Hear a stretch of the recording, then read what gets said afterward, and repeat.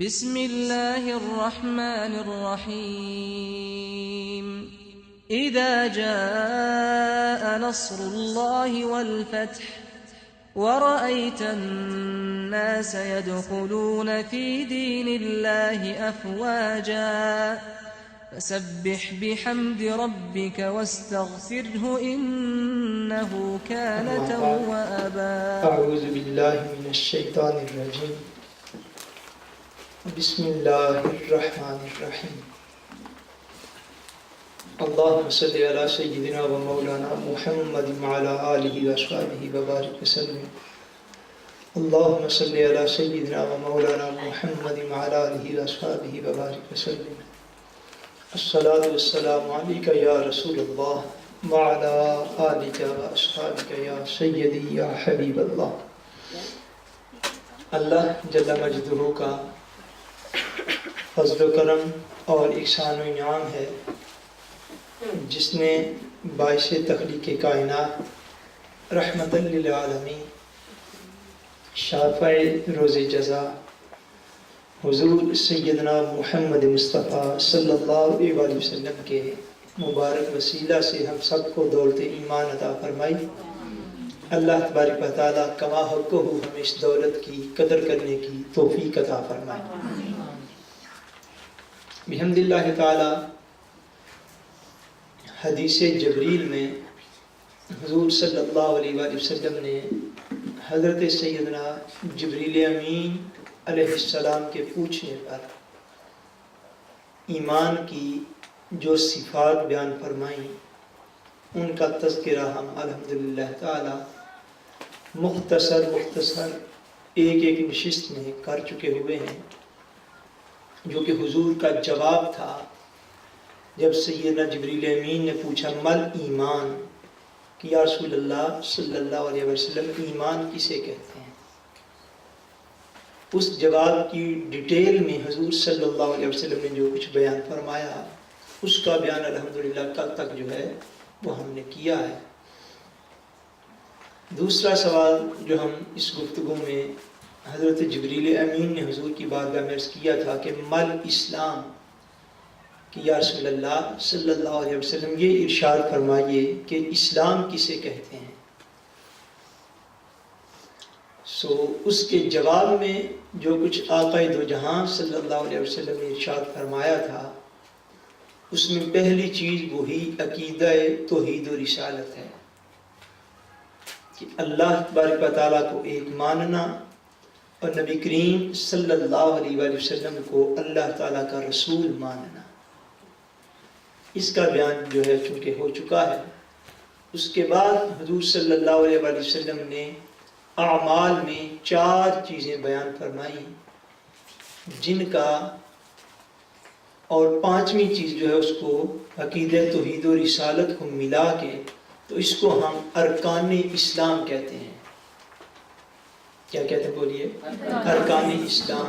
جو حضور نے فرمایا بنی الاسلام علی 5، فرمایا کہ اسلام کی بنیاد 5 چیزوں پر رکھی گئی ہے. اس میں پہلی چیز جو ہے وہ دہرا کر پھر حضور نے عقیدہ توحید و رسالت کا بیان فرمایا. اور دوسری چیز جس پر اسلام کی بنیاد رکھی گئی ہے آج ہم اس کا ذکر جو ہے وہ اپنی گفتگو میں کریں گے. وہ حضور نے فرمایا کہ اسلام یہ ہے کہ تو اللہ کو ایک مانے اور اس بات کو مانے کہ محمد صلی اللہ علیہ وسلم اللہ کے بندے اور اس کے رسول ہیں، اور تو ایک دن میں 5 مرتبہ نماز ادا کرے. یعنی نماز وہ مقدس فریضہ ہے جس کے متعلق آج ہم احادیث پاک کی روشنی میں چند چیزیں جو ہیں وہ عرض کرنا چاہتے ہیں. نماز اسلام کا بنیادی ستون ہے اور مسلمان جو ہے ہر مسلمان مرد و عورت امیر و غریب چھوٹا بڑا ہر مسلمان پر ایک دن رات میں 5 مرتبہ نماز کا ادا کرنا وقت مقررہ کے ساتھ جو ہے وہ فرض کیا گیا ہے. اور اسلام کے یہ جو 5 بنیادی اور اعمال میں سے 4 بنیادی اعمال ہیں، ان میں سے 2 اعمال ایسے ہیں جو کہ ہر مسلمان پر، جو بھی حضور کا کلمہ گو ہے، ہر اس مسلمان پر جو ہے وہ 2 اعمال ہر وقت فرض رہتے ہیں۔ وہ بے شک نارویجن بولے یا پنجابی بولے، وہ آسٹریلیا میں رہے یا افریقہ میں رہے، وہ عربی بولے یا انگلش بولے، جس نے بھی حضور کا کلمہ پڑھا ہے اس پر یہ فریضہ جو ہے جس کا آج ہم ذکر کر رہے ہیں، ہر عاقل بالغ مسلمان مرد و عورت ہر ایک کے اوپر یہ فریضہ جو ہے یہ مقرر کر دیا گیا ہے۔ اور نماز کے جو باطنی اثرات ہیں اور اس کے جو باطنی فضائل ہیں، ان کا آج کی گفتگو میں صرف جو ہے وہ میں عرض کرنا چاہتا ہوں۔ حضور صلی اللہ علیہ وسلم کے صحابی حضرت سیدنا عثمان غنی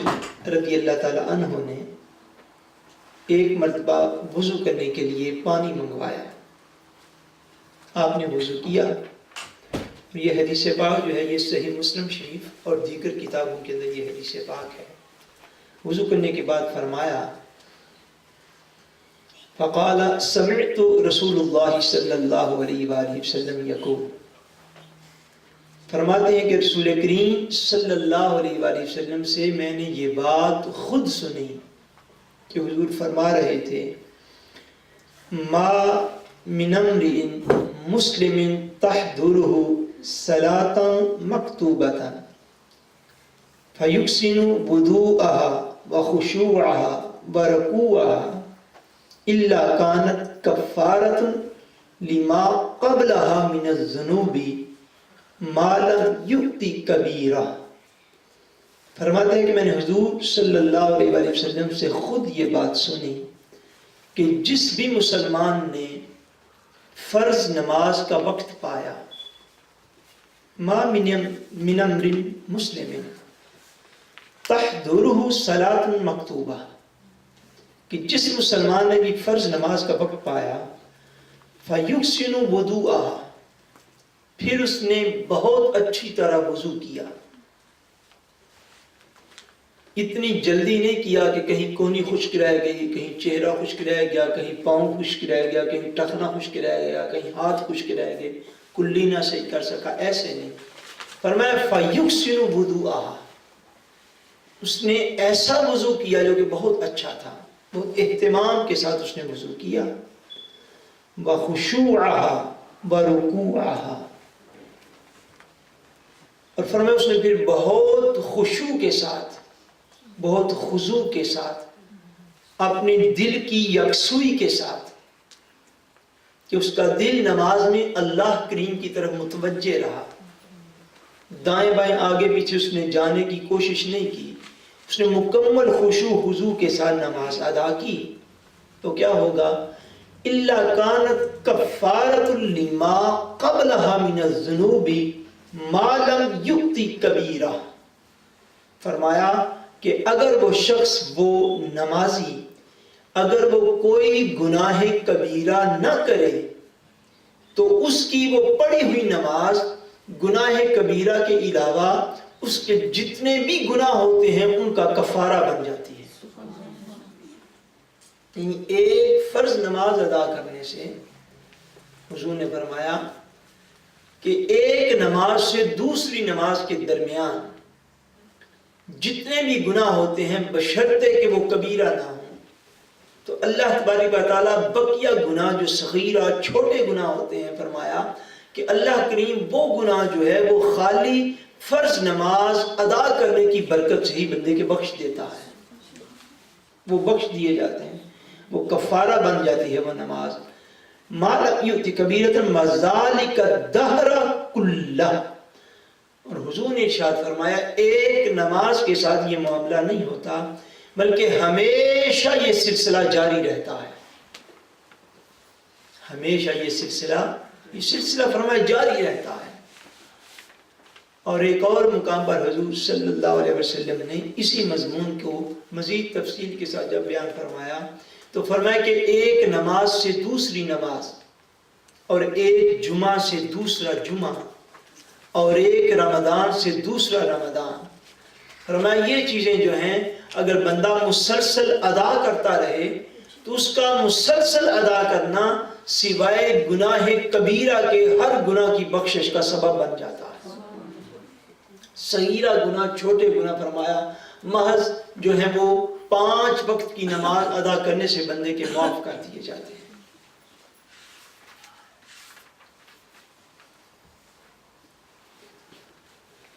آگے اسی طرح نماز کے فضائل میں ایک اور حدیث پاک ہے جو مسند امام احمد بن حنبل کے اندر جو ہے وہ روایت کی گئی ہے۔ ان ابی عثمان رضی اللہ تعالی عنہ قال كنت مع سلمان الفارسی تحت شجرة وأخذ منها غصنا يابسا فهزه حتى تحات برقه۔ فرماتے ہیں حضرت ابو عثمان کہ میں ایک دن صحابی رسول حضرت سیدنا سلمان فارسی رضی اللہ تعالی عنہ ان کے ساتھ میں ایک درخت کے نیچے بیٹھا ہوا تھا۔ حضرت سلمان فارسی رضی اللہ تعالیٰ عنہ نے کیا کیا، آپ نے اس درخت کی ایک شاخ کو پکڑا اور پکڑ کے اس کو ہلانا شروع کر دیا، اور فرماتا ہے اس قدر ہلایا، اس قدر ہلایا کہ اس شاخ سے جتنے بھی پتے تھے وہ سارے نیچے گر گئے۔ ثم قال یا ابا عثمان الا تسألنی لما افعل هذا۔ فرماتے ہیں کہ انہوں نے درخت کے نیچے ٹہنی کو پکڑ کے اس کے سارے پتے جب نیچے گرا دیے تو مجھ سے پوچھنے لگے اے ابو عثمان کیا تم مجھ سے یہ سوال نہیں کرو گے کہ میں نے یہ عمل کیوں کیا ہے؟ کیا تم مجھ سے یہ پوچھو گے نہیں؟ قلت ولما تفعل، میں نے عرض کیا کہ آپ نے یہ کام کیوں کیا ہے؟ فقال هكذا فعل بي رسول الله صلى الله عليه وآله وسلم وأنا معه تحت شجرة فأخذ منها غصنا يابسا فهزه حتى تحات ورقه۔ فرمایا کہ بالکل اسی طرح ایک دن میں رسول کریم صلی اللہ علیہ وسلم کے ساتھ تھا اور ہم ایک درخت کے نیچے بیٹھے ہوئے تھے کہ رسول کریم صلی اللہ علیہ وسلم نے اپنے مبارک ہاتھوں سے اس کی شاخ کو پکڑ لیا اور اس کو زور زور سے ہلایا، اتنا ہلایا کہ اس درخت کی شاخ کے سارے پتے نیچے گر گئے۔ اب اس مقام پر اچھا یہ میں ایک حصہ عرض کر لوں پھر عرض کرتا ہوں۔ کہتے ہیں جب سارے پتے نیچے گر گئے فقال یا سلمان، تو پھر حضور صلی اللہ علیہ وسلم نے کہتے ہیں مجھے پوچھا الا تسألونی لما افعل هذا۔ فرماتے ہیں حضور نے مجھ سے پوچھا کہ سلمان کیا تم مجھ سے سوال نہیں کرے گا کہ میں نے ایسا کیوں کیا ہے؟ اس میں ایک دو چیزیں جو ہیں وہ سمجھنے والی ہیں۔ ایک تو یہ آگے جو چیز بیان کی جا رہی ہے اس چیز کو حضرت سلمان فارسی رضی اللہ تعالیٰ عنہ زبانی بھی بیان کر سکتے تھے۔ آپ بات کو سمجھ رہی ہیں کہ جو مسئلہ آگے بیان ہوگا یا جو فضیلت نماز کی بیان ہوگی، حضرت سلمان فارسی چاہتے تو وہ جو ان کے ساتھ تھے حضرت ابو عثمان کو ویسے بیان فرما دیتے کہ حضور نے یہ فرمایا تھا، مگر ایسا نہیں کیا، بلکہ جس طرح انہوں نے وہ معاملہ حضور صلی اللہ علیہ وسلم کے ساتھ خود دیکھا تھا بعین ہی اسی طرح ایک درخت کے نیچے بیٹھ کر اس کی شاخ کو ہلا کر سارے پتے گرا کر پھر وہ مسئلہ بیان کرتے ہیں۔ اس سے کیا چیز ظاہر ہوئی کہ صحابہ کرام حضور صلی اللہ علیہ وسلم کی سنت کو بعین ہی اپنانے کے بڑے عادی تھے، یعنی اتنا بھی فرق کو ڈالنا نہیں چاہتے تھے کہ جس کنڈیشن میں جس حالت میں حضور صلی اللہ علیہ وسلم سے انہوں نے کوئی مسئلہ سنا تھا بالکل اسی طرح اس مسئلے کو وہ ہمیشہ بیان کرنا چاہتے تھے اور اس حالت میں جا کر بیان کرنا چاہتے تھے جس حالت میں حضور نے بیان کروایا تھا۔ اور دوسری اس میں یہ بات جس حضرت سلمان فارسی رضی اللہ تعالیٰ عنہ نے ان سے پوچھا حضرت ابو عثمان سے کہ کیا مجھ سے پوچھیں گے نہیں کہ میں نے یہ کام کیوں کیا ہے. اس میں دوسری بات، دوسرا پہلو جو ہے وہ تربیت کا یہ ہے کہ جو مشائخ کے مریدین ہوں یا اساتذہ کے شاگرد ہوں اور جہاں سے ان کو دین کا فیض مل رہا ہو تو وہاں پر چھوٹی چھوٹی حرکت کو نوٹ بھی کیا جانا چاہیے اور پوچھنا بھی چاہیے کہ ایسا کام ہم نے پہلے نہیں دیکھا تو آج یہ کیوں ہوا ہے. آپ بات کو سمجھ رہے ہیں؟ یعنی اتنا حسن ظن ہونا چاہیے، اتنا اچھا گمان ہونا چاہیے کہ ہمارا شیخ یا ہمارا استاد جو ہے کوئی بھی کام نبی کریم صلی اللہ علیہ وسلم کی سنت سے ہٹ کے نہیں کرتا. تو جب ایسا کوئی مرحلہ ہو اور جو بات سمجھ میں نہیں آ رہی ہو اس کو مینگان پوچھنا چاہیے کہ آپ نے ایسا کیوں کیا، تاکہ اس پوچھنے کے نتیجے میں جو ہے وہ بہت بڑی کوئی سعادت بندے کو حاصل ہو سکتی ہے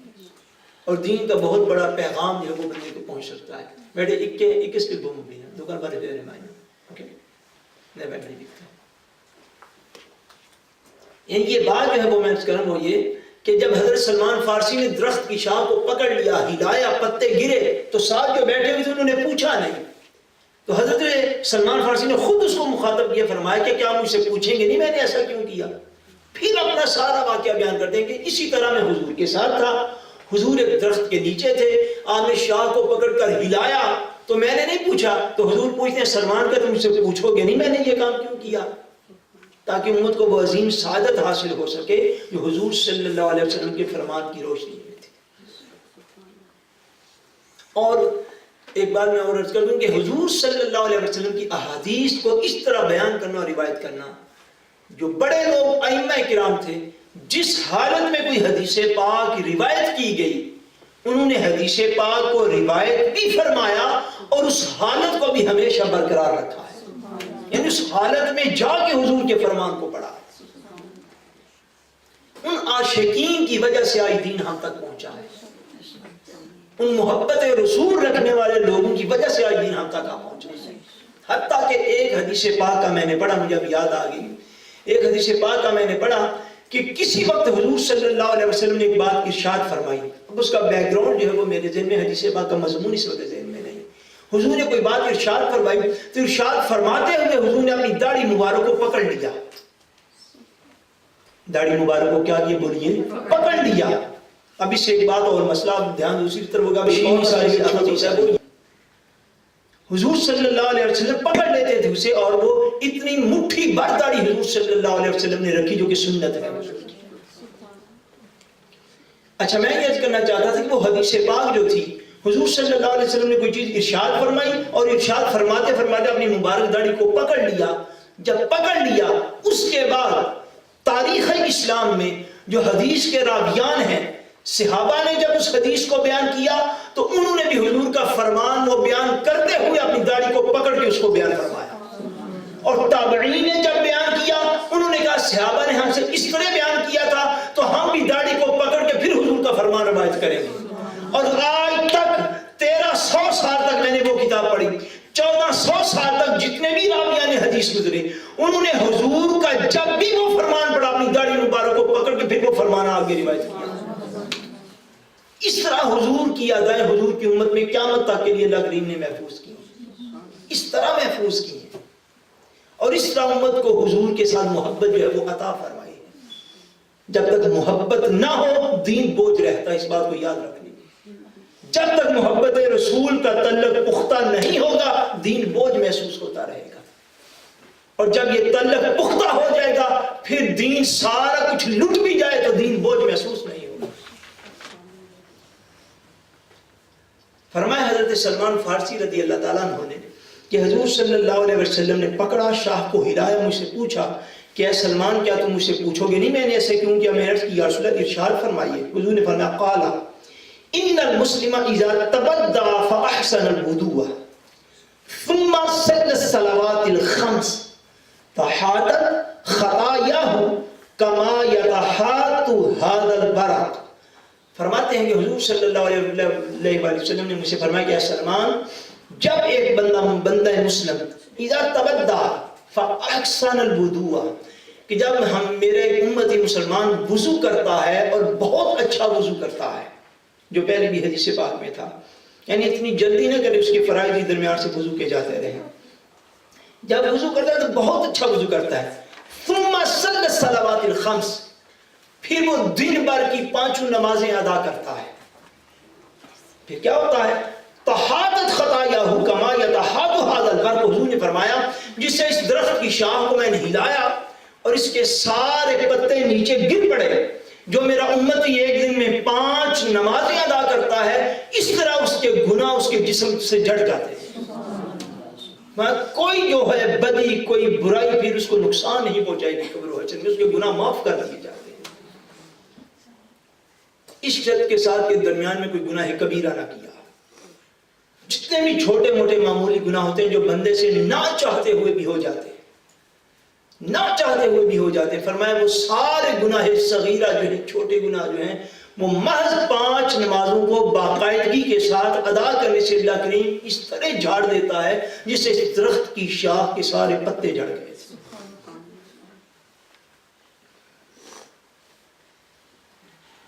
اللہ اکبر۔ صحابہ کرام رضوان اللہ علیہم اجمعین،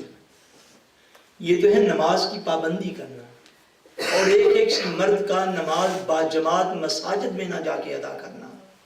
شروع اوائل اسلام کے اندر یہ عالم تھا کہ جو مرد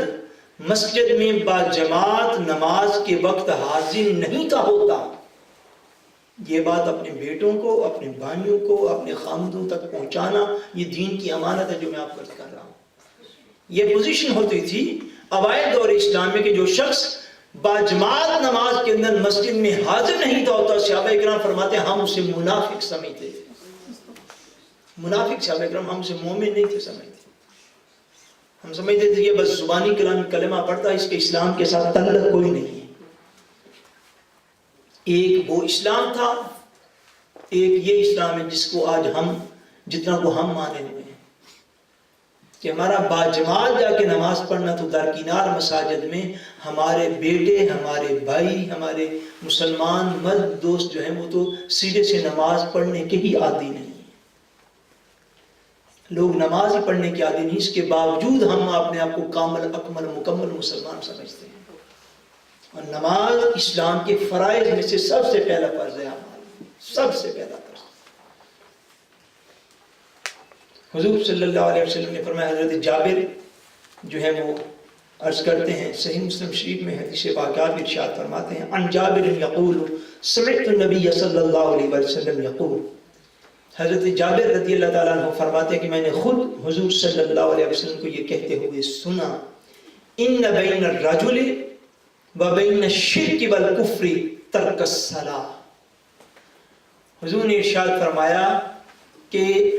آدمی کے درمیان اور کفر اور شرک کے درمیان صرف ترک الصلاۃ، صرف نماز چھوڑنے جتنا فرق ہے، اس سے زیادہ فرق نہیں ہے۔ فرمایا انسان اور کفر اور شرک کے درمیان صرف اور صرف نماز کو نہ پڑھنے کا فرق ہے،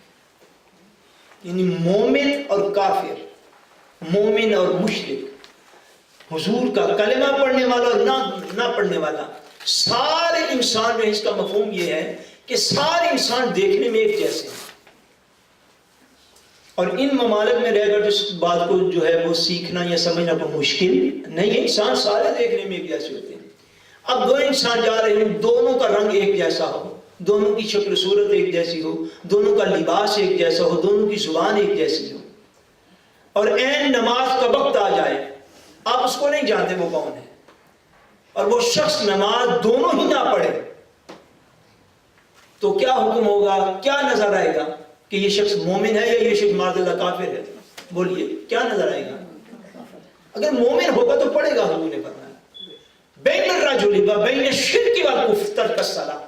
فرمایا انسان کے درمیان اور کفر اور شرک کے درمیان جو فرق ہے وہ صرف نماز کا چھوڑ دینا ہے۔ یعنی مومن ہو اور ظہر کا وقت ہو جائے، عصر کا ہو جائے، مغرب یا عشاء کا ہو جائے، فجر کا ہو جائے، مومن ہو اور جانتے بوجھتے نماز نہ پڑھے، وہ اپنے ایمان کی کیا معاشرے کو سند دکھائے گا کہ میں بھی مومن ہوں؟ اس کے پاس کیا گارنٹی ہے؟ صرف اس کو کہہ دینا صرف اس کا یہ کہ اس کو وراثتاً ایک نام مل گیا تھا جو مسلمانوں کی طرح کا نام تھا، بس اس کے علاوہ بھی اس کے دامن میں کچھ ہے؟ صرف اس کے دامن میں یہی ہے کہ وہ مسلمان ماں باپ کے گھر پیدا ہوا اور اس کا نام مسلمانوں کی طرح کا ہے، اور جو اللہ اور اس کے رسول نے فرض کی ہے چیزیں وہ ان کو بھی ادا نہیں کرتا، اور اسٹل اپنے آپ کو بڑا اعلیٰ کمال کا مومن بھی سمجھتا ہے۔ فرمایا انسان اور کفر اور شرک کے درمیان صرف نماز چھوڑنے جتنا معاملہ ہے، بس کہ جو نماز نہ پڑھے گا، میں نے عرض کیا با جماعت پڑھتے تھے لوگ، مگر اگر کوئی با جماعت بھی حاضر نہ ہوتا مسجد میں صحابوں سے منافق ڈکلیئر کرتے۔ اتنا لازمی فریضہ ہے، اتنا لازمی فریضہ ہے،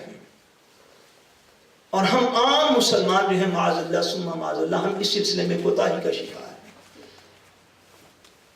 اور حیران ہوتا ہوں میں یہ جو نفس اور شیطان کے اتنے حملے ہیں مومن پر، اتنے حملے ہیں مومن پر۔ آپ اندازہ فرمائیے ایک شخص معاذ اللہ اگر 50 سال بھی اس کو اللہ کریم نے زندگی دی، 40 سال زندگی دی، اور آج کے دن تک وہ نماز کا پابند نہیں ہو سکا، اس کے لیے سوچنے کی بات ہے کہ وہ 8-10 سال کا تھا تو اس نے ماں باپ سے سننا شروع کیا، مسجد میں گیا ائمہ کرام سے سننا شروع کیا، اور ساری عمر سنتا رہا کہ نماز پڑھنا اللہ تعالیٰ کی طرف سے ہمارے اوپر فرض کر دیا گیا ہے، مگر اگر 40-50 سال کا ہونے کے باوجود وہ 5 وقت کا نمازی نہیں ہو سکا تو کب تک اپنے آپ سے مشورے کرتا رہے گا؟ کب تک اپنے آپ کو بہلاتا رہے گا؟ نہیں میرا کام بڑا زیادہ ہوتا ہے، نہیں میری اسٹڈی بڑا زیادہ ہوتی ہے، نہیں میری مصروفیت بڑی، کب تک اپنے آپ کو بہلائے گا ان شیطانی بہانوں کے ساتھ؟ یہ شیطانی بہانے ہیں سارے۔ مولا علی المرتضی رضی اللہ تعالیٰ عنہ نے ارشاد فرمایا شیطان جو ہے سب سے کارگر حملہ، اس کا سب سے کارگر حملہ انسان پر غافل کر دینے کا حملہ ہے، انسان کو غافل کر کے مارتا ہے، غفلت میں مبتلا کر دیتا ہے،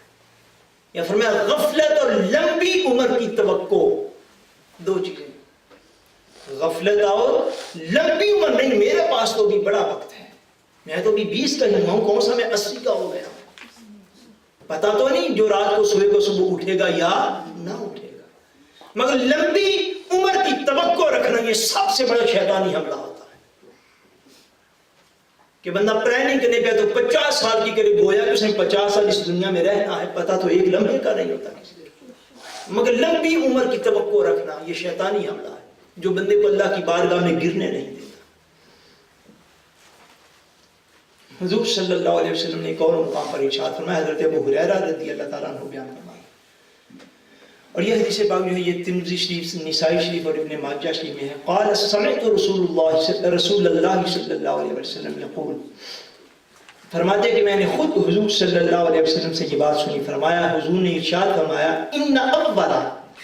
ما يحاسب به العبد يوم القیامة من عمله الصلاة، فرمایا نبی کریم صلی اللہ علیہ وسلم نے کہ جب لوگ قیامت والے دن اللہ کریم کی بارگاہ میں حاضر ہوں گے، سب سے پہلے اس کے اعمال میں سے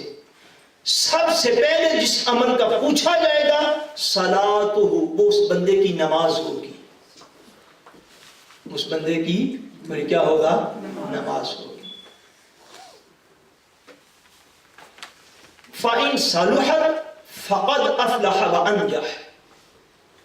فرمایا اگر اس کی نماز کا معاملہ درست ہوا تو پھر یہ وہ بندہ ہے جو کامیاب ہو گیا اور اس کو نجات دے دی جائے گی صرف نماز دیکھنے سے، چونکہ وہ ہمارے انگلش میں بھی کہتے ہیں first impression is the last impression, قیامت والے دن نماز کے معاملے میں تو ایسا لگتا ہے، فرمایا سب سے پہلے سوال نماز کا کیا جائے گا، اگر اس میں کامیاب ہو گیا، اگر وہ خیر خیریت سے مرحلہ گزر گیا اور اس کی نمازیں پوری ہوئیں، پھر وہ سمجھ لے فقط افلح وانجح، بس یہ شخص کامیاب ہو گیا اور اس نے نجات پائی۔ وَإِن فَسَدَتْ فَقَدْ خَابَ وَخَسِرَ، فرمایا اگر اس کی نماز میں ہی فساد واقع ہوا، یعنی اس کی نمازیں ہی پوری نہ نکلی، اس کی نمازیں ہی پوری نہ ہوئیں، پھر یہ وہ شخص ہے فقط خواب و خاسرہ، جس شخص نے نقصان اٹھایا اور ناکام ہو گیا۔ فرمایا وہ شخص قیامت والے دن ناکام ہے جو پہلے سوال یعنی نماز کے سوال کے جواب نہ پورا دے پایا۔ اور وہاں پر یہ دنیا کے مسائل ہیں نا، نماز کے فرائض کتنے ہیں، اور اس کے واجبات کتنے ہیں، اور اس میں سنت کتنی ہیں، اور اس میں مستحبات کتنے ہیں. وہاں پہ یہ نہیں پوچھا جائے گا نماز کے فرائض کتنے ہیں، وہاں پہ یہ پوچھا جائے گا پڑھ کے کتنی آئے ہیں. حضور نے فرمایا اگر نماز میں اس کا جو ہے وہ معاملہ درست نہ ہو تو یہ ایسے شخص ہے جو ناکام ہو اور اس نے نقصان اٹھایا قیامت والے دن. مگر ایک رائے پھر اس کو دی جائے گی. حضور فرماتے ہیں فَإِنِ اتَّقَصَ مِنْ فَرِيدَتِهِ شَيْءٌ قَالَ رَبُّ انظُرُوا هَلْ لِعَبْدٍ مِنْ تَتَبُّعٍ. حضور ارشاد فرماتے ہیں جب اگر کوئی شخص ایسا کھڑا ہوگا اٹھ کے کہ جس کی نماز فرائض جو ہیں اس کے اندر غفلت ہوگی، وہ کم ہوں گے، کبھی پڑھی کبھی نہ پڑھی، کبھی پڑھی کبھی نہ پڑھی، کبھی 5 دن مسلسل پڑھ لیا، آگے 10 دن مسلسل ہی چھوڑ بیٹھا، معاذ اللہ. فرمایا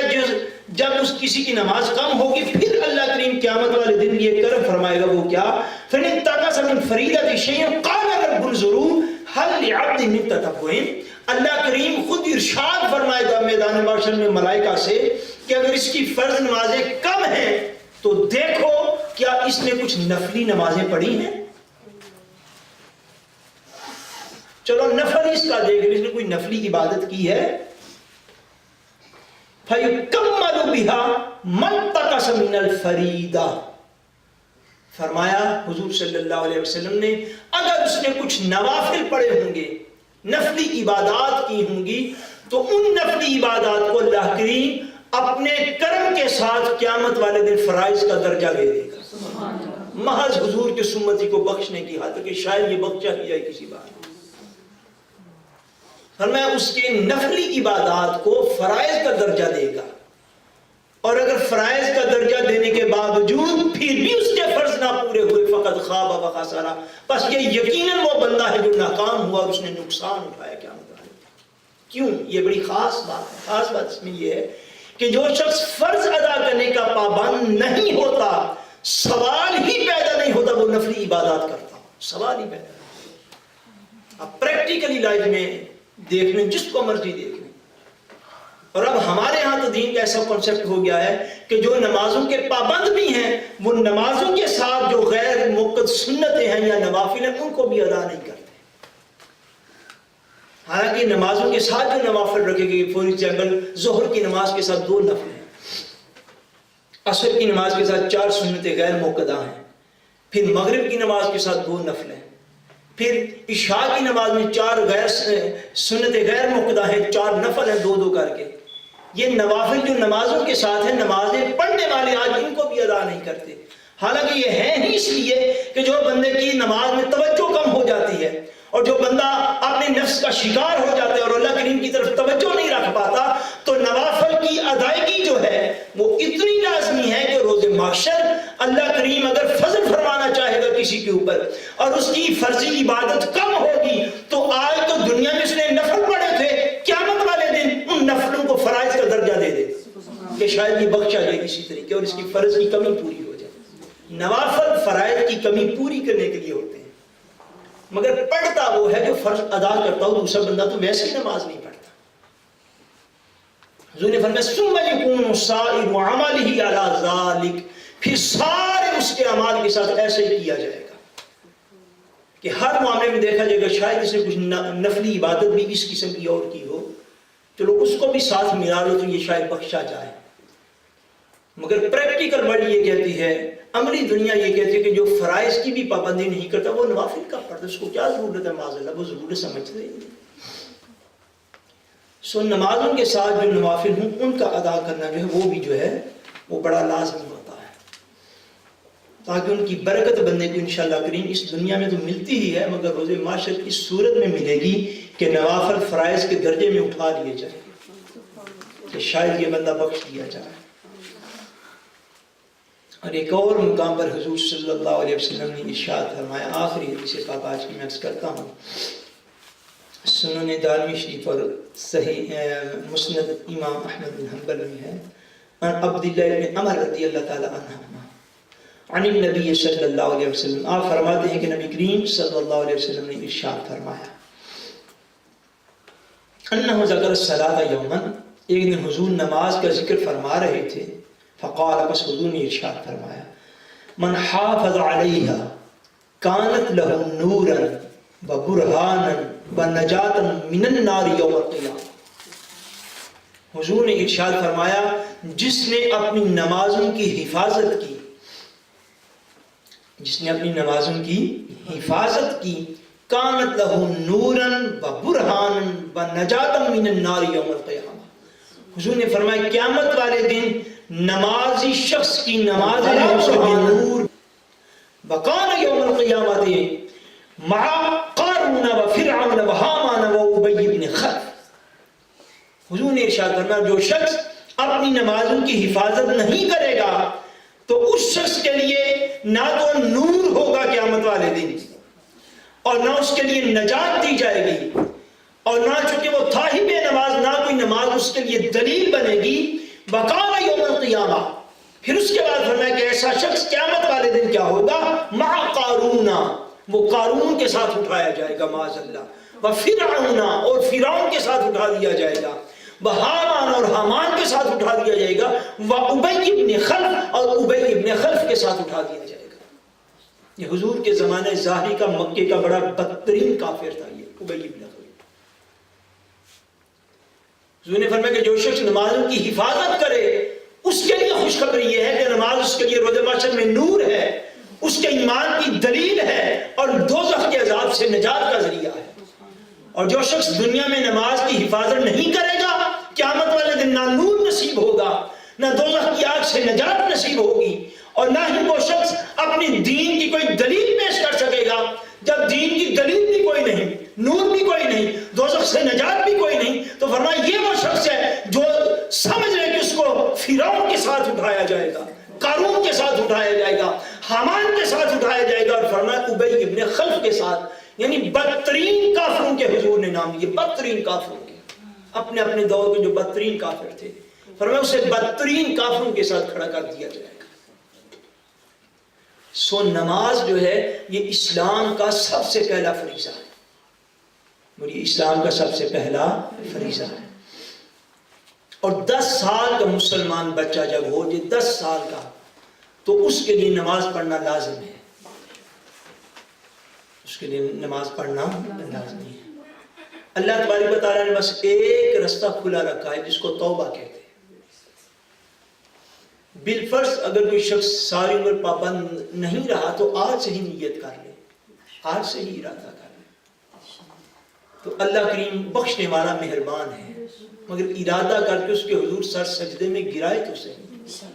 ابھی وقت موجود ہے، ابھی وقت گیا نہیں ہے. مگر اس طرح کا ارادہ کرے، اس طرح کا ارادہ کرے کہ پچھلی جو نمازیں قضا ہو گئی اس کا قیام اللہ تعالیٰ کے حضور ایسا ہو کہ مالک کائنات اس کے عاجزی برے قیام کو دیکھ کر اس پر رحم فرما دے. سو جتنے بھی ہماری مسلم سسٹرز یہاں پہ آتی ہیں آپ خود بھی پابندی کریں، اور آپ کے اہل و عیال میں جتنے بھی لوگ آتے ہیں، مائیں بہنیں بیٹیاں دوست بھائی جتنے بھی لوگ آتے ہیں، سب کو بھی اس کی تلقین کریں، اس لیے کہ مسلمان کا اولین فریضہ نماز کو ادا کرنا ہے. اللہ تبارک و تعالی ہم سب کا خاتمہ بالایمان فرمائے اور ہم سب پہ اپنا کرم اور فضل فرمائے. وما علینا الا البلاغ.